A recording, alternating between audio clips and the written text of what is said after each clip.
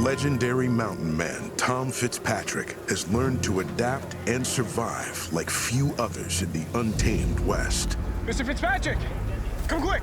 But while leading the first emigrant wagon train to California, Fitzpatrick is now responsible for the lives of men and women with no experience on the frontier. Hey, what happened? What happened out there? Chad, I was hunting a couple miles east. They pulled me off my mule, and they beat me near death. When a young settler encounters a band of Cheyenne, Mr. Fitzpatrick, they're here. Fitzpatrick must find a way to end the conflict without sparking a massacre. What? You're just gonna talk to him?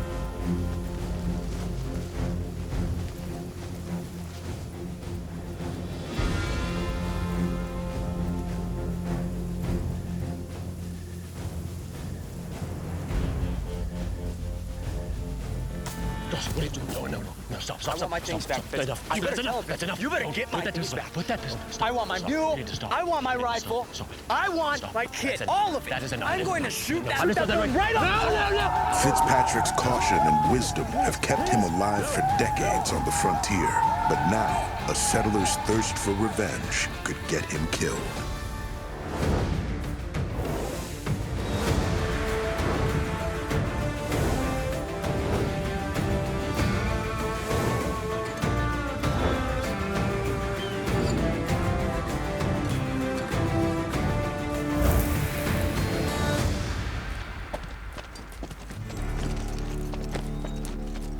Gifted with uncommon intelligence, ambition, and survival skills, mountain man Tom Fitzpatrick always seems to be in the thick of it. Few men, even few mountain men, had the kind of adventures that marked the career of Tom Fitzpatrick. Fitzpatrick is distinguished by a desire to continually move west. There was always a further horizon, and he kept pushing farther. Fitzpatrick wasn't just a trapper. He became a guide on the immigrant trail. He becomes an Indian agent. So he wears these different hats and pops up in all these different places. There was no one who had a greater reputation for tenacity, for courage, for intelligence in the Rocky Mountain fur trade than Tom Fitzpatrick.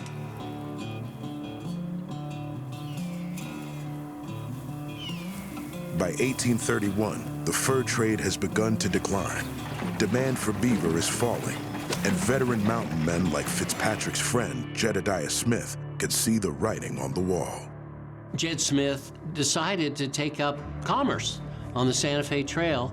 This seemed a safer undertaking than life in the dangerous mountains. But Fitzpatrick still believes in the fur trade and partners with Smith to procure supplies for the trappers' rendezvous in Utah. Now, the arrangement that they had made with Fitzpatrick, they said, you've got to bring word down to us of what you want us to supply you next year. Hey. Jed? Fitzpatrick, good to see you. Even though we expected you several days ago. I'm so sorry. We ourselves have already departed a week behind schedule. And you know the season's already running late. But Fitzpatrick had a horrible winter, almost froze to death up there, and so he's late getting out of the mountains. By the time he gets to Smith to bring word of what they need, Smith and his brothers are already on their way, away from St. Louis. So they all decide, come with us to Santa Fe, and we'll outfit you there after we are done trading in Santa Fe. The suggestion, but you may not like it. Let's have it then. You can accompany me to Santa Fe as a hunter and scout. I'd be happy to have you as a friend, and you'll learn the road down to the Rio Grande. I won't be working for you, though. More like colleagues, yeah? Colleagues, sure. With me senior, befitting my greater experience. Indeed, yeah. I mean, who was it that had his head bit by that big bear? I mean, do you remember that? I remember that. And who was it that I had to burn ticks off of after hiding in a muddy creek from the Blackfeet at Three Forks? I never met him. I don't know him. I'll No, keep an eye out, though. Hey, Fitz, I want you to meet someone. My brother Peter and Austin. Sir. They've heard your name in many a tale. Pleasure to meet you, Mr. Fitzpatrick. Pleasure. Why don't you stash your kit by mine? Let's grab a decent supper. And Jed, Thank you. Reunited with his old friend Jed Smith, Fitzpatrick will now travel to the Southwest for the first time in his frontier career, little knowing the peril that awaits. So the Santa Fe Trail ran through territory that was much different than mountain men encountered in the Rocky Mountains. 50 to 60 miles into Kansas, the trees pretty much start to disappear, and it just gets drier and drier as you head west. But extreme heat and brutal thirst aren't their only worries. The Pawnee were immediately to the north, and as you headed further west, you'd run into tribes such as the Cheyenne, the Apache, and then the Comanche. It's understandable why the people who already resided there might take exception to all of these people traipsing across what they viewed as their territory. And it doesn't take long for these proud tribes to remind Fitzpatrick and Smith they're far from help in a hostile land. Austin, where's Minter? Hunting. I've not seen him since I returned a few hours ago.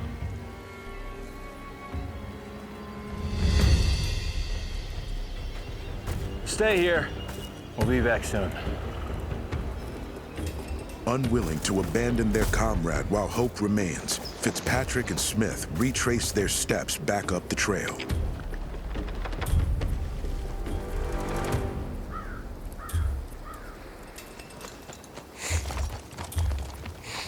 Hey, you smell that?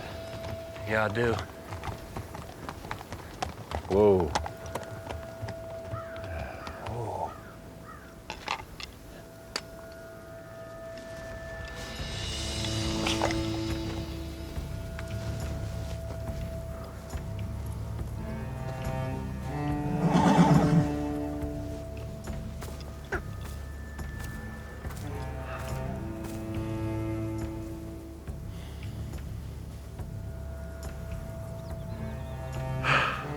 Did they have to butcher him so? It's a custom of war amongst the southern tribes.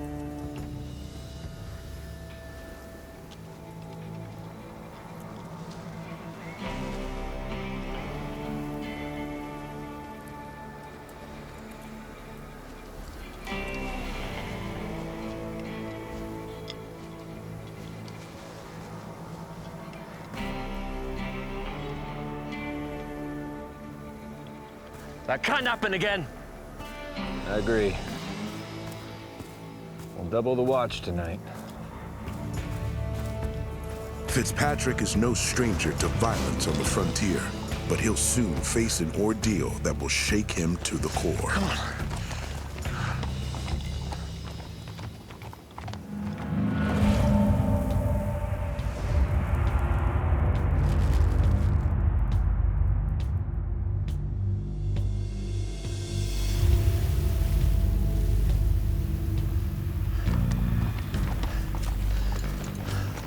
They're crossing a stretch that's basically desert. Some people called it La Jornada, some people called it the waterscape, but essentially it was a long stretch of land with no good water sources. You had to get through this journey of death as quickly as possible, but if you pushed the stock too hard and they died on you, then you're stranded. For 3 days, the expedition suffers without water, with no relief in sight. This is bad. I expected water here. You're not regretting your choice to travel with us, Fitz? I'm just sorry I delayed you. Things get desperate in a hurry. The animals are faltering, the men are faltering, and it's starting to look pretty bad. We're what? 400 miles from Santa Fe? Our teams won't last but a few days longer. Well, then we'll just have to travel ahead. Find us some water. I'll head out east about a mile. No, Austin, you stay with the train. Jed, I can be of use. You can be of use by making sure no one else wanders off. Yeah? Yes. One of the reasons that men like Jed Smith and Tom Fitzpatrick are the natural leaders of any crew, is their willingness to take risks. And so even though they're the head men of the outfit, they would be the ones that would go forward to search for water. Now racing against their faltering strength, Fitzpatrick and Smith must find water or die with all their men in the desert. If you wind up in a situation where you can't find water, go look where there was water. Hopefully, you'll find a place where the ground is still saturated. So now you dig down and see if you can get down to the water. There's another arroyo ahead of us. I'll look there. Dig here, and if you find water, fire off a shot. Jed, be careful. I won't be long, Tom. Never fear.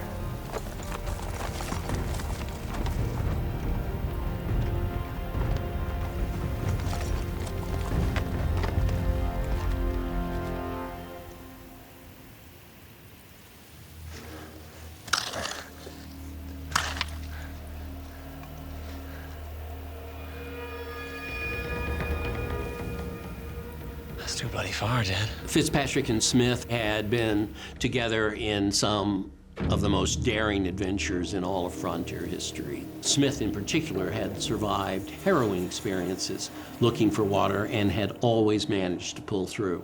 That's too far. But even for men like Fitzpatrick and Smith, riding along in hostile country is never without peril. Unable to find water, Fitzpatrick returns to the caravan, hoping that Smith was more successful. Where's Jed? He's not back yet. No, he's not here. Stay with the train, all right? I'm gonna find him. No, I'm coming with you, Mr. Fitzpatrick. Then you follow me, yeah? Mount up! The men of the caravan are exposed, vulnerable, dying of thirst, and now their leader is missing. Now, Tom Fitzpatrick is responsible for their safety and must find his missing friend before it's too late. Ready. Let's go then. Come on.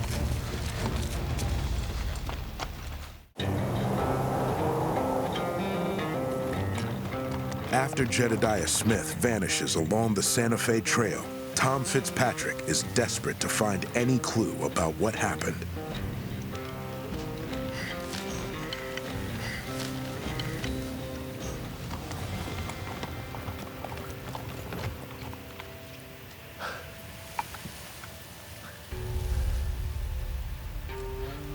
Jed Smith is the best scout I've ever seen. He'll turn up. He'll turn up. Come on. But after searching for hours, they haven't found any trace of Smith, and their caravan is in desperate need of water.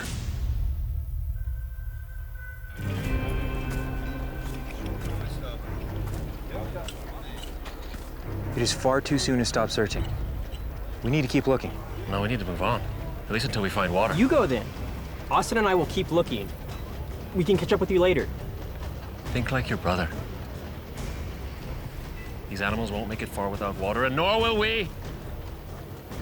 And Jed Smith would be hopping mad if he saw us standing around here like this. Would Jedediah leave you behind, Mr. Fitzpatrick?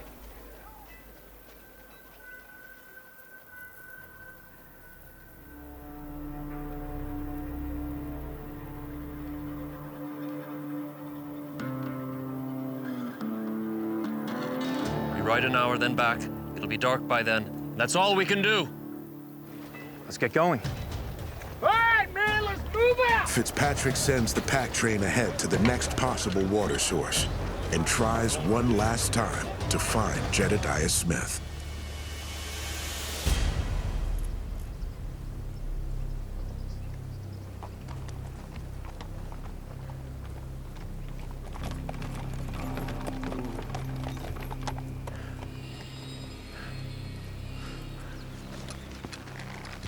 That's where I saw him last. At a distance.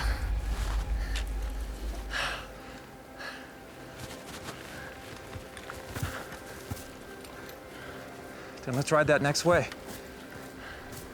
Over that rise. See if he's there. It's just another rise after that. And another. What are you saying, Fitz? He's beyond our help. But he's not beyond hope.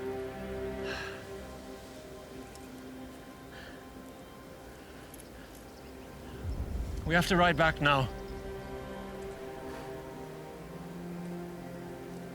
Please.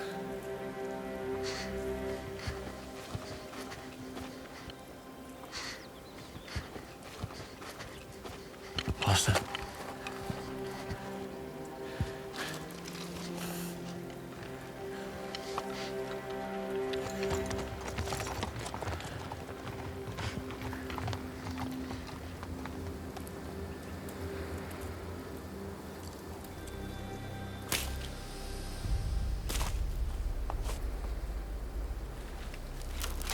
Jed? But in this moment of deep despair, Tom Fitzpatrick experiences a minor miracle.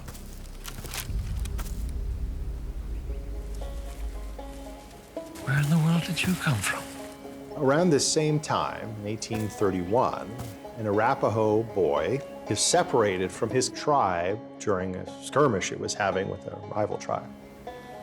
He's scared, he's hungry, and Fitzpatrick gets off his horse and approaches the boy, you know, calmly and soothingly, and kind of takes him under his wing.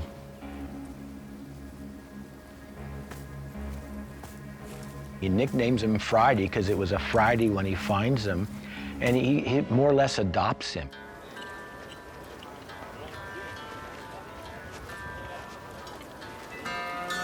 Take it easy, lad, take it easy. That's not the best water. That'll make you sick. With his new companion by his side, Fitzpatrick rejoins the caravan, which has found water. But the fate of Jedediah Smith remains a complete mystery.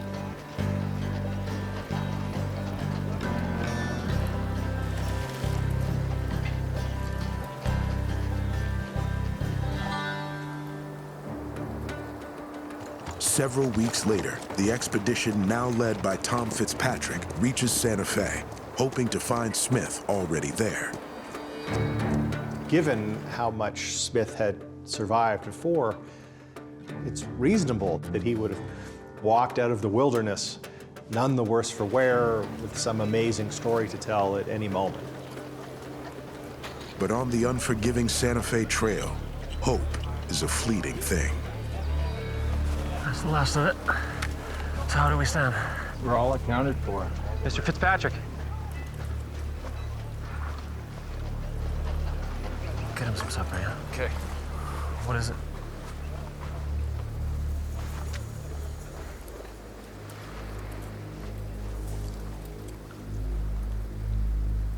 Are those Jed's?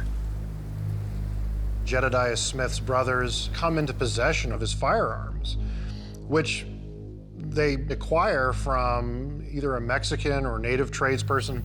For weeks after Smith's disappearance, Fitzpatrick's held a lingering hope that somehow his friend would turn up alive. They got him from a band of Comanches, Fitz. But now, Tom Fitzpatrick must confront the unthinkable at last and accept that he may never see Jedediah Smith again. So how do we stand? Mr. Fitzpatrick. What is it? Weeks after the disappearance of Jedediah Smith, Tom Fitzpatrick has hoped his friend would turn up in Santa Fe. Are those Jed's? But after Austin Smith recovers his brother's pistols from Mexican traders, both men must confront the bitter truth. They got him from a band of Comanches, Fitz. The Comanches say they found Jed digging for water.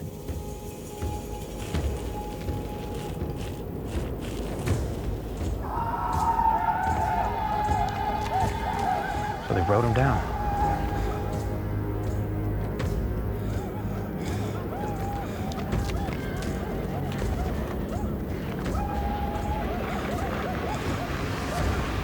He managed to shoot one of them off his horse.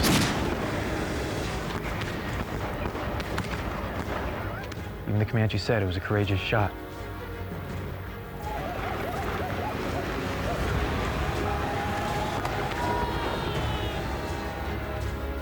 He Shot him with arrows until he fell.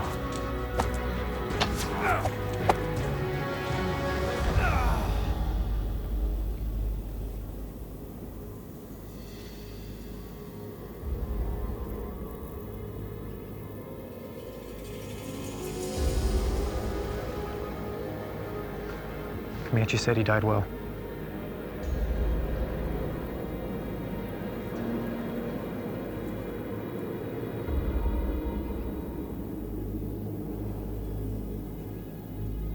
We'll never really know for sure what happened out there on the Cimarron. Smith's death actually will always remain one of the great mysteries of the American frontier. The death of Jedediah Smith marks a turning point in the frontier era, which loses one of its greatest heroes. But for Tom Fitzpatrick, losing one of his oldest friends is a painful reminder the life he knows is coming to an end.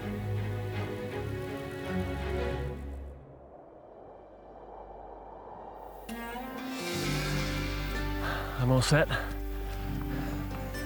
You sure you won't come to the rendezvous at least once? Your brother will be well remembered there. No, sir. I need to get back to my family. It'll be morning. I understand. I suppose this is farewell? I suppose so.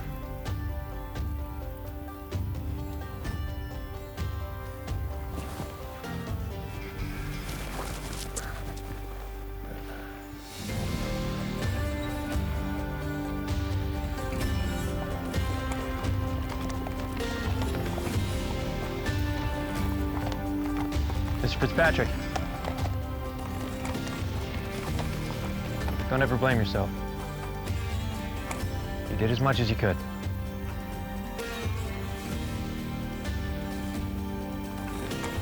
But out of the tragedy also comes hope, as Fitzpatrick becomes a friend and mentor to the Arapaho boy he calls Friday. Not only did he adopt the young Arapaho boy that he called Friday, he wanted the best for this young man. He took him to St. Louis and enrolled him in school. But Fitzpatrick also provides Friday with a masterclass in the skills and lore of mountain man life. What's that? Easy. White-tailed deer. Male or female? You hadn't tramped out most of her fawn's tracks. We'd both be able to see that this is a young female. That was on purpose. Sure it was, Fitz.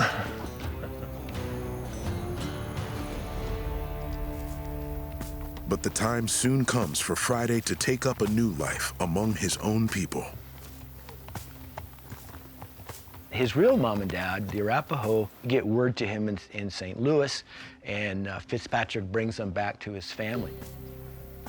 Friday is at first sort of horrified by this prospect.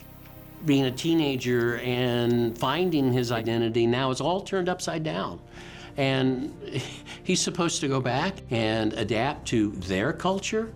He resists this, and it's a very difficult transition for the boy. I know I don't belong in St. Louis, but what if they don't accept me as one of their own?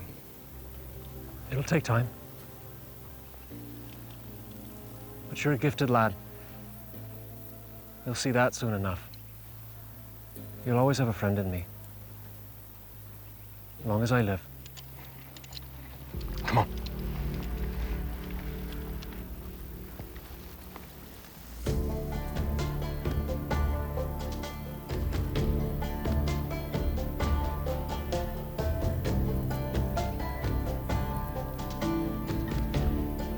It was difficult for Fitzpatrick too, but Fitzpatrick knew that it was the right thing to do.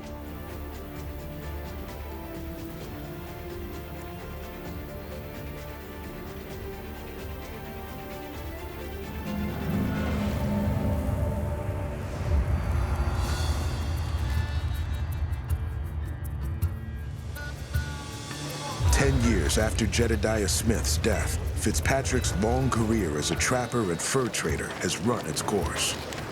But now, Americans are heading west in ever-growing numbers, and they need veteran frontiersmen like Fitzpatrick to guide them.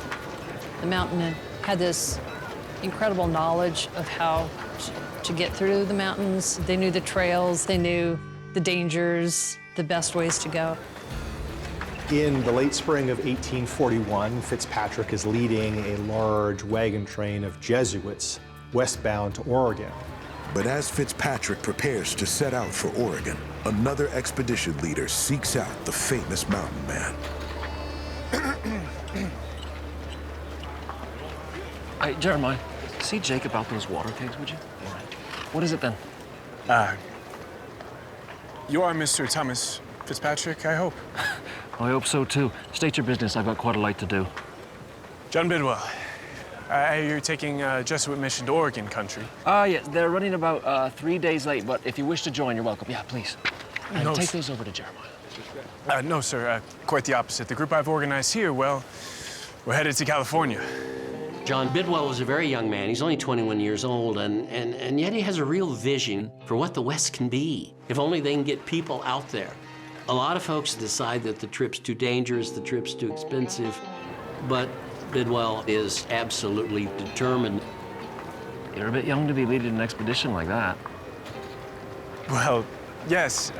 Mr. Bartleson, who is many years my senior, was elected captain. However... Oh, you're looking for a guide. I understand, yes.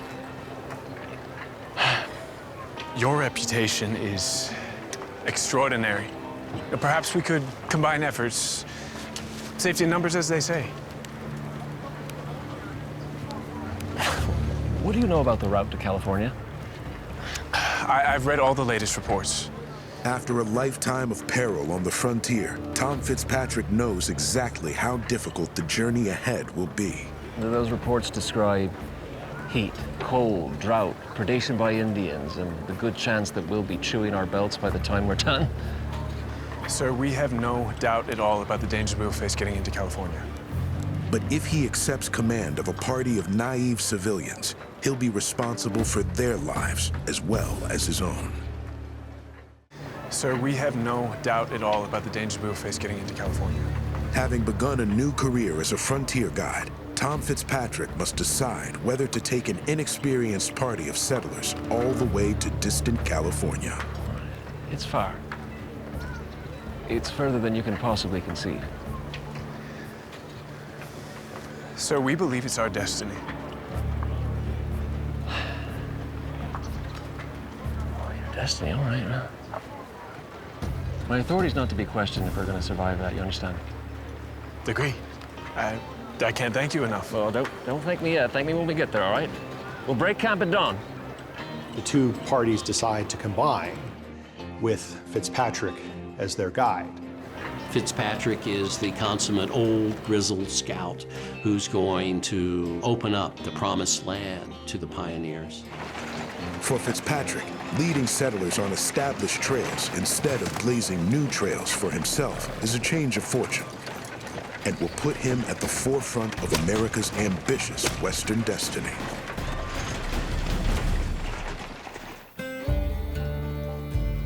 The wagon train leaders recognize in Fitzpatrick a guiding spirit, and they defer to him in everything, and he becomes the captain of the train.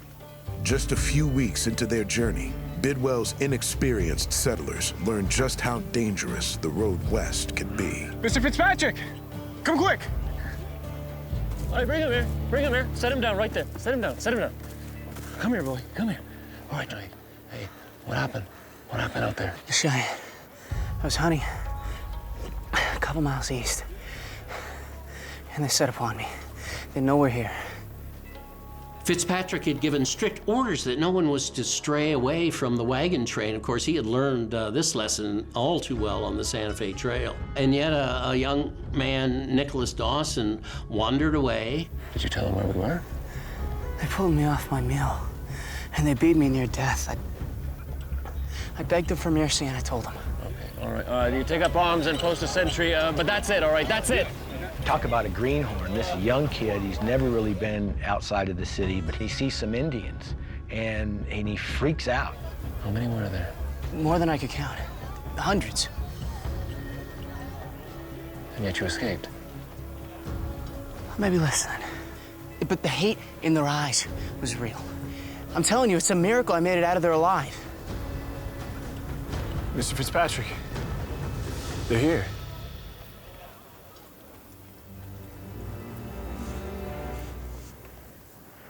Hundreds. Fitzpatrick knows that Dawson's story doesn't add up, but he can't let this encounter descend into violence. What? Wait. Stand down. You just gonna go talk to him? If we flee, they'll attack us. If we do nothing, they steal the horses. If you've got a better idea. But Dawson doesn't understand native peoples like Fitzpatrick does, and he's out for blood. I'm gonna go show Fitz my better idea. The immigrants had been preconditioned to be terrified of Native Americans. They've been built up into these horror stories that all Indians are terrible and they're all gonna try to scalp you.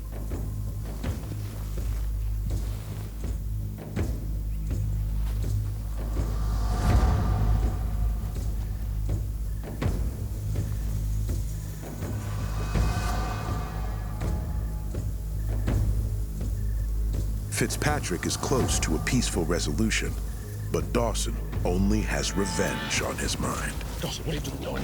No, stop. I want my things back, Fitz. That's enough. You better get my things back. Put that pistol. I want my mule. I want my rifle. I want my kid. All of it. That is enough. Put the pistol. No, I will not. You're going to tell them, Fitz. That's enough. You better tell them That's enough. that I want my things, or I'm going to shoot that right No, I'm sorry. Please, I'm sorry. No. I'm sorry. And it could get both Fitzpatrick and the entire wagon train killed on the spot. Please. No. Dawson, what are you doing? No. Stop. I want my things back, Fitz. You better tell them, Fitz. You better get my things back. A young settler has pushed a misunderstanding with a band of Cheyenne to the brink of violence. No, stop. Please. No. Only veteran mountain man Tom Fitzpatrick can prevent a massacre.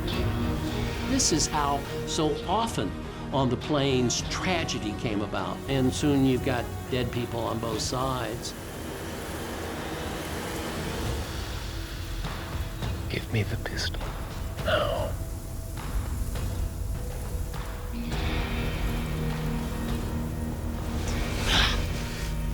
Fitzpatrick places the blame squarely where it belongs, on naive greenhorn Nicholas Dawson.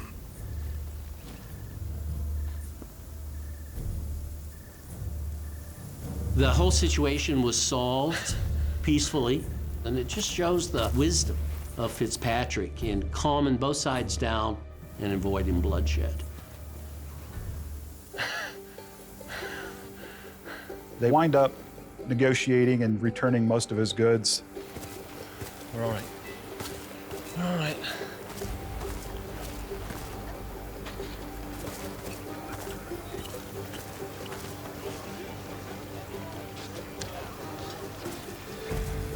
So where's my pistol then?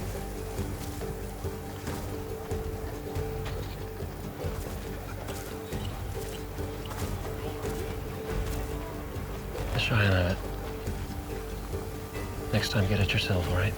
Dawson's still pretty upset about that, but Fitzpatrick says, look, you're lucky you escaped with your life. And the only casualty was really the reputation of young Mr. Dawson, who from this time forward had the nickname of Cheyenne Dawson.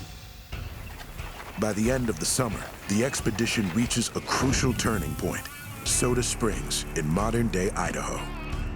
And having gotten Bidwell safely to what will become famous as the California Trail, Fitzpatrick continues on to Oregon. Oh, this is where we part, Mr. Fitzpatrick. You know, you have my gratitude. We still come to Oregon. It's fine country. They need good men to settle it. Well, for us, it must be California. It was decided long ago, but... You know, I will take any last advice you have.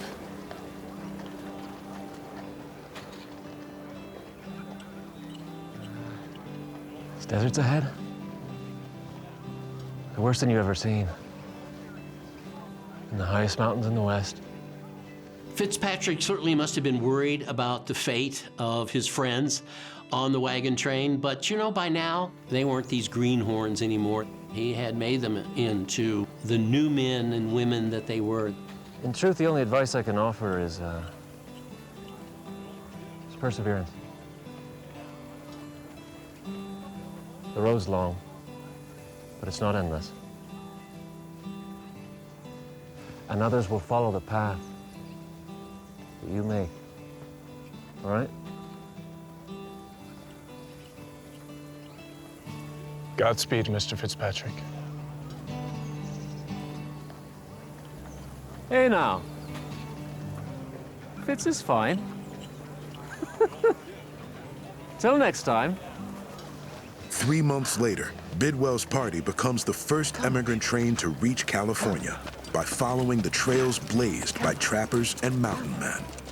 The success of the Bidwell party was, of course, a message to all of America that you could settle in this new land, that something that seemed absolutely impossible could be accomplished by normal people, especially when they had strong guides, strong scouts like Tom Fitzpatrick.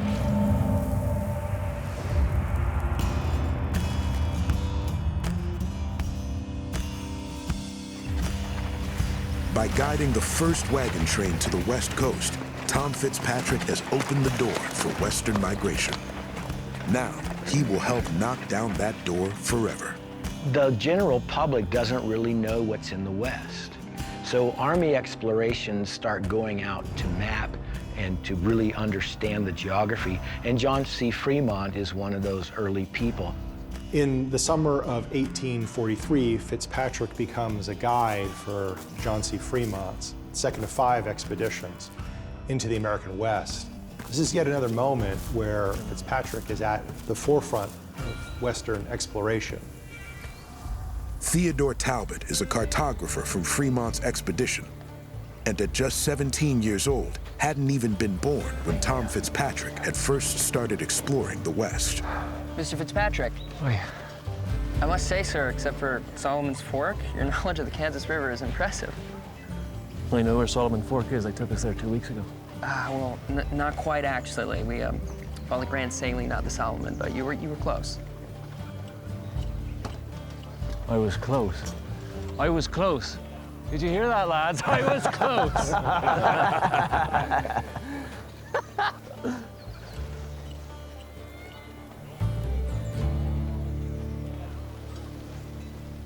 I meant no offense.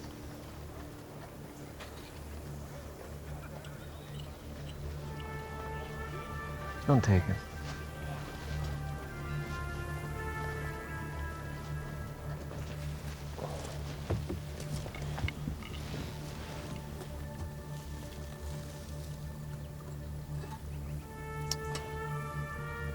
I carried all that for 20 years.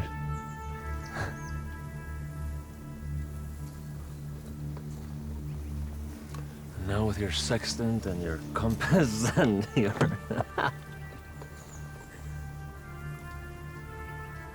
You're finding it all over again. I couldn't make the map without your help, Mr. Fitzpatrick.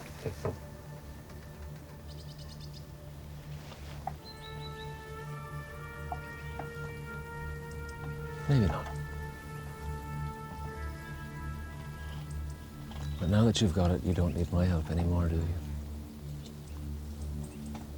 The mountain men, they're the ones who really help solidify the maps and the routes west. They're showing people how to make the trek from St. Louis to Oregon. But once other people know it, they don't really need that expertise anymore. They're basically working themselves out of jobs. Fitzpatrick is helping bring about a future where he is no longer needed. But that time is not yet here. Fitz, better take a look at this. Out on the Platte River, suddenly a band of Arapahoes approached Fremont's party. Why don't you let us take care of this, Mr. Fitzpatrick? Mind your map, son.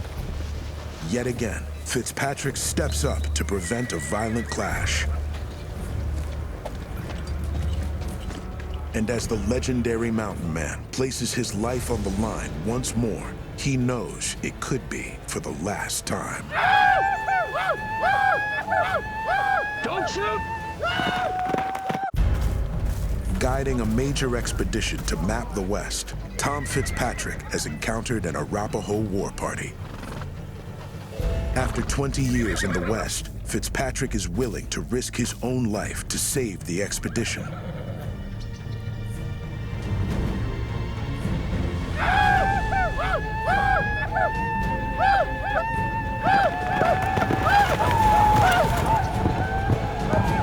Don't fire! Don't fire! Don't shoot! No!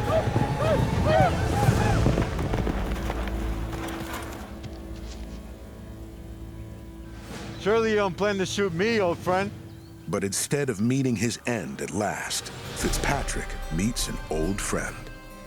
Friday. Well, it's Friday. It's Friday and Tom Fitzpatrick in the middle of the Wild Wild West, and they run into each other. Surely that's not you. Of course it is. I hope we didn't scare you too badly. It's just absolutely remarkable that fate would often bring people together in obscure locations. And in the middle of nowhere, Fitzpatrick has been reunited with his lost child. We thought it was my hour at last. But what brings you here? I'm bringing these map makers to California. Well, tell them it's that way. You come meet my family. Wait! Come on! Coming home! And these two guys who knew each other many, many years ago from totally different cultures meet up, and they're yakking away like it's old home week, you know? This friendship puts these two men in a position to influence the transformation of the West. The relationship that's forged between the two of them symbolizes the promise of the contact between diverse peoples on the American frontier. That, in some ways, is his final act of leading where others will eventually follow. As the West evolves, Tom Fitzpatrick is always at the forefront, shaping the future 1 mile at a time. Fitzpatrick had a remarkable ability to adapt to make sure that he was able to remain successful. He was always at the tip of the spear when it came to westward expansion. Fitzpatrick found a sense of worth in the West because he found a place where he fit. The thing that was most important to him was not only exploring the West, but also appreciating what the West was: the open land, the wildlife, the peoples, the freedom. This wisdom of the wilderness that Fitzpatrick brings to whatever he's doing, whether it's a wagon train, whether it's a government expedition, whether he's working as an Indian agent. It's using that knowledge in the right way. Having it is one thing, knowing how to use it, that's the other.